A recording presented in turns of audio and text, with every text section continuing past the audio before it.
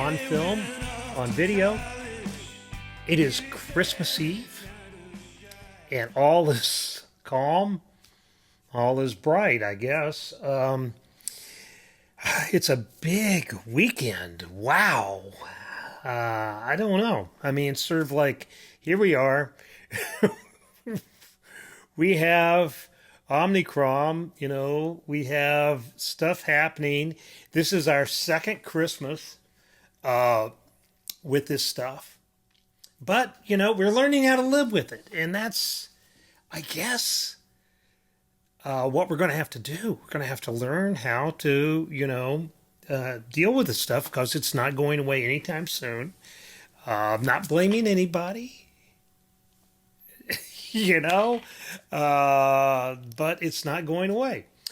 I think we're all going to have to make our sort of decisions that we're going to have to make and decide what we think is good for us, what we think we don't want to do, what's safe, what's not. And, people are going to the movies. I don't know whether, I'm really ready to go see Spider-Man No Way Home. But that's just because I have an aversion to crowded places anyway. I just was soon not until I would typically go see these blockbusters like on Monday, the first showing that's available, like a Monday matinee or Tuesday matinee, just to get them out of the way and see them that way, because I have to kind of see them because I have to know about what has just happened with Spider-Man No Way Home. I have to understand what this means for the MCU, though I don't exactly know why. I mean, I do think that one of the interesting things about the Marvel comics and the Marvel movies is they are, they do give the audience a lot of credit for knowing a lot of things. It is something that you have to have, or it really amplifies your enjoyment of these films if you know something about the backstory and you understand the history and the context, which I think is great. It's just not something I'm willing to devote 50 hours of my life to go back and watch all the Marvel movies and try to piece them together and stuff. But if you're doing that, that's fine. I think that's great. It is a neat thing to do. Everybody needs their rabbit holes to burrow into and to have fun with. It's just that, that's not my particular rabbit hole. We're going to have a lot more Marvel movies in the future. I'm going to have to pay attention to this. I understand, and I'm not, that's fine. Just like there were a lot of James Bond movies, and there will be more. There are these franchises. Franchise culture is not in itself a bad thing. I think that you build these worlds through repetition, through reiteration, and it can be really rewarding, especially to somebody who has grown up with, and I don't know if kids grow up with comic books anymore, but they certainly grow up with comic book movies. So that's all I really want to say about it. I think it's great. It's just not my thing. And I know a lot of you hate my take on the Marvel stuff, which is that basically it's sort of like a religion. It's a set of myths and parables and, instructions on how to live in this, with this mythos. And that's fine. That's fine. I think some of you take it too seriously, but that's probably why it's so potent and why it's so compelling, because we all are drawn to these things. It's just no different than, Grandpa being drawn to baseball and to Enos Slaughter and Paul and Dizzy Dean. It's the same thing, and it's great, just so long as you pay your bills and do everything you're supposed to do. You know, I heard of the story about somebody who hadn't played Call of Duty in a long time, and they went back on Call of Duty and played. And I've never played these video games type things, but I understand what they are. You go on and you're interacting with other people online who could be from all over the world, and you have your headphones on and your microphone, and you're shouting instructions or whatever at each other. But the guy was talking about how it was so awful because everybody's so rude and terrible to each other. And he didn't have a microphone so he could hear, but he couldn't, he wasn't interacting the same way. He said that the 12-year-old kids were saying horrible things, and that there's some guy on there who was playing and he had a baby crying in the background. We get obsessed. People get obsessed with stuff. So, God bless you if you're one of those people that really like Spider-Man. And I'm sure that if you really like Spider-Man, there's no way I could spoil Spider-Man No Way Home for you. Though,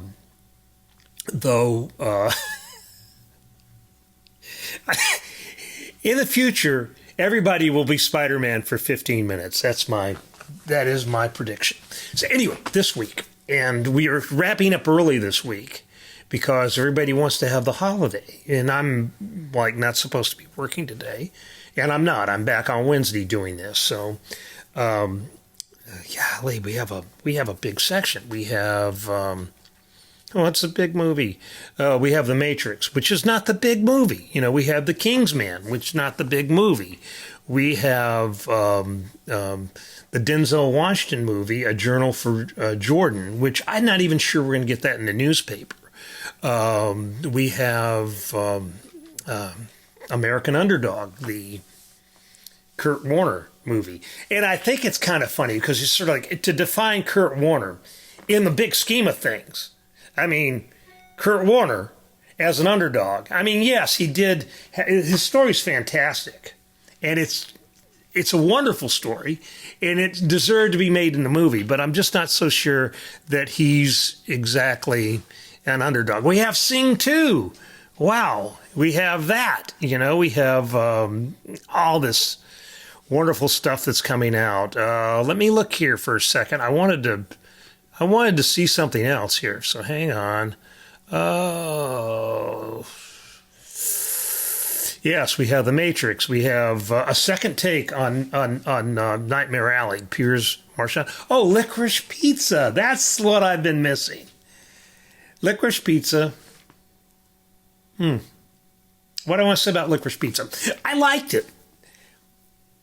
I understand why people love it, in fact. But I don't think it's like the great P.T. Anderson movie. It did not make my top 10. It could have. Because it's one of those shaggy dog kind of San Fernando Valley movies. It's a P.T. Anderson movie. I mean, I don't know why. I love Punch Drunk Love is probably my favorite P.T. Anderson movie. And this is as close as he's come to that since then. I mean, There Will Be Blood is a better movie. The Master is a better movie. I might even argue that Inherent Vice is a better movie than Licorice Pizza, but I like Licorice Pizza. It's a memory play. It's like Roma and like Belfast and like The Hand of God. And like, to a certain extent, Quentin Tarantino's Once Upon a Time in Hollywood, because all those films are seeded with real-life memories of the guys who are making the movie. I really think it's great. It takes you back to a specific time and place that maybe you were never part of, and maybe you would have never had any inkling of otherwise. I am a little older than P.T. Anderson, but that junior high school that is in the Valley, it's in Licorice Pizza, looks exactly like the junior high school I went to. We had the outdoor lunch area We had those kinds of buildings that looked sort of temporary. It felt right. It looked right. The shaggy dog aspect of the story and the relationship between the 15-year-old and the alleged 25-year-old, because we really don't know exactly how old Alana is in this film. It's a wonderful performance by Alana Haim, and it has a ring of truth. And part of the reason that it has a ring of truth is because it is based in fact, and you can go and read the story about how, it's the character that Cooper Hoffman plays is based on a friend of P.T. Anderson's who grew up to become a producer. I'm not going to go into that. I don't really care about that. I just like the details, the selected details, the way everything fits together, the sort of episodic, anecdotal nature of it. I like Sean Penn as Jack Holden. I like the John Peters cameo by Bradley Cooper.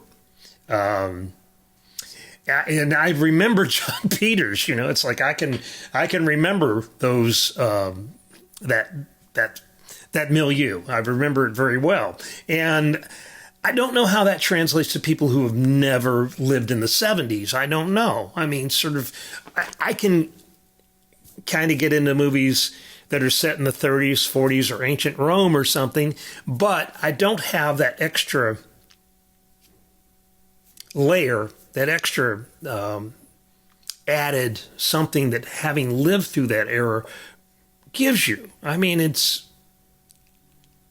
why I liked Roma so much, I think, because it reminded me of being in Brazil, not Mexico City, that same time period. That's sort of, I don't have that same feeling for The Hand of God, which is set in Naples in 1985, but it feels, the way people relate to each other, the way it looks, the way the story unfolds, it all feels very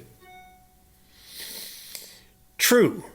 There's a word, verisimilitude, and it means seeming like, actual, seeming like real life. And I think that's not always the thing that you want out of the movies. Often you want a Spider-Man experience where it's nothing like, your real life, or it doesn't seem like, people behave in ways that they don't behave in real life. But I like these memory plays. And it's not exactly. I mean, I don't have a list of anachronisms or something, but it's not like the music is exactly period correct or the clothes are exactly period correct. It's evocative of the time and the place and the lives of these people. And that's the characters. I just, so it's the kind of film I really like. I didn't make my top 10, but, my top 10, and I might as well kind of talk about that because that's my big Sunday piece, is my, big top 10 piece. Well, where is it? I'm looking. Hang on, I have to find my own stuff here. Recently opened. Okay, here we go. All right, I'm going to talk just a little bit about this because I don't want to spoil my own stuff. But, sort of like, it's no secret that I've been talking about The Power of the Dog the last few weeks, and I really like that film. The story that I kind of threw into my top 10, the movie that is sort of in my top 10 that you haven't heard of, and it's intentional because I want you to seek it out, is something called This Is Not a War Story. It's a contemporary set, inner city set mostly. I mean, there's a part in the woods, actually. I think it's set in Brooklyn. I can't really remember. By a woman named Talia Lughese, and I don't know her. She stars in the movie. She's the director. She wrote it. And in what it's about, and I'm sure this is, in a way, a a memory play. I don't know what her background is. I could have found out. I didn't intentionally, but I wanted to make a point that she's working with actual, combat veterans who are playing versions of themselves as they try to heal from their PTSD. They try to find, peace, basically, through making art. And this dives down into this collective that's working on making art, doing these sculptures and making paper and stuff like that. And it pulls a fictional story with actors, Legacy and others, but it sets it in this milieu that's very, very real, and it is real, and it is actual. And it was made for, $500,000, and it's a powerful, riveting film. I don't know how you're going to see it. It probably will eventually make it to one of the, video on demand, or maybe one of the streaming services, Netflix, Hulu, Amazon Prime will pick it up. The only way you could have seen it last year, I think, would have been at a film festival, which is how we saw it. But that's one I'm throwing out there just as, I'd say you can take it or leave it. I've talked about The Beatles Get Back. The Beatles Get Back was one of the best experiences I've had this year. And I don't know, sort of like, it's funny. I can list The Beatles Get Back, which is a 3-part miniseries that runs almost 9 hours, and I can list that as a movie, okay, in my movie top 10. And I don't list like something like Succession, which isn't a movie. It's a TV series, and I'm not sure exactly how I can defend that, because you could only see the Beatles on Disney Plus. I always want to say it's Apple TV, but it's Disney Plus is where you see that, and it's certainly worth the $7.99 a month or whatever to rent it just to see that. It's cheaper than a ticket to a movie theater. So, but it's not the first. I guess it is the first thing that's never played in theatrical, that didn't have any sort of theatrical release at all, that I've put on my top 10 list. Drive My Car, I want to talk about later because nobody's seen that yet. It's a Japanese film that's wonderful. Pig, I wrote a lot about this earlier this year, and it's wonderful. Nicolas Cage.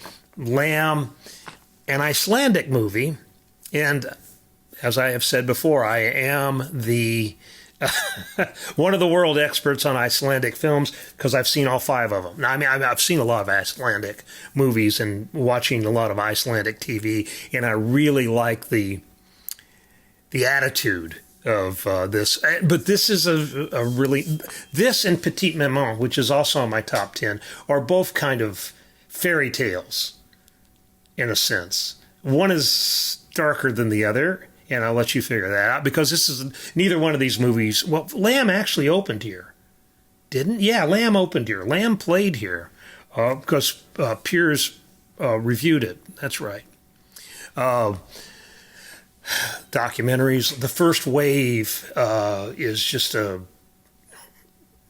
astounding documentary. I understand there's one called 76 Hours that was done in, I think, Thailand. It's pretty much kind of the same idea, but it's the early days of the COVID epidemic, and it focuses on a hospital in Long Island, and it really takes a granular look at this. And it's one of these movies that we only get these days now that everybody has a screen and everybody carries around a camera in their hand all the time, because that's where a lot of the footage is taken from. A lot of the footage is harrowing. A lot of the footage is tough to watch, but they need to show this to people. People need to see this. I think that you would have a different idea about this. Some people would have a different idea about this pandemic if they could see this film. The Velvet Underground. Todd Haynes' look at the Velvet Underground, which is a band that I've been a fan of for a long time, but it's just I actually learned something from this, and I will leave it at that. The French Dispatch is another film I wrote a big Sunday piece about. I just thought it was wonderful at the time. Lots of films could have been on this list. The Lost Daughter, Olivia Colman is wonderful in it. Maggie Gyllenhaal did a really good job with her directorial debut. And the music, it's a jazz score that's really cool. The two best scores, I think, are the Power of the Dog, and which is Johnny Greenwood, and The Lost Daughter, who I don't remember, and Mitchell's versus the Machines, which is the wonderful Mark Mothersbaugh. So those are the three best, maybe not in order, but those are the three best soundtracks of the year. A film I think should have snuck into the top 10 was The Killing of Two Lovers. I wrote about that. Did I write about that? Or did Piers write about that? One of us wrote about that. Another one that has not seen, and we've tried to get it in the paper this week. We just did not have room, so it's going in next week, is Mass, which I think is on VOD now. Paul Schrader's The Card Counter, Titane, Bergman Island, Hand of God, Come On, Memoria. God, most of these, yeah, Hand of God you can watch. Come On hasn't opened yet. Memorial hasn't opened here yet. Licorice Pizza, The Worst Person in the World, Mitchell's vs. Machines, Suicide Squad. Suicide Squad was one of those films that could have made my top 10 had I been in a different mood. Days. The Last Duel, which was a film I actually liked when I didn't think I was going to. I didn't really like The Green Knight that much. I didn't hate The Green Knight, but I liked The Last Duel a lot better. Coda, Annette, which I saw someone say it was their favorite pretentious movie of the year.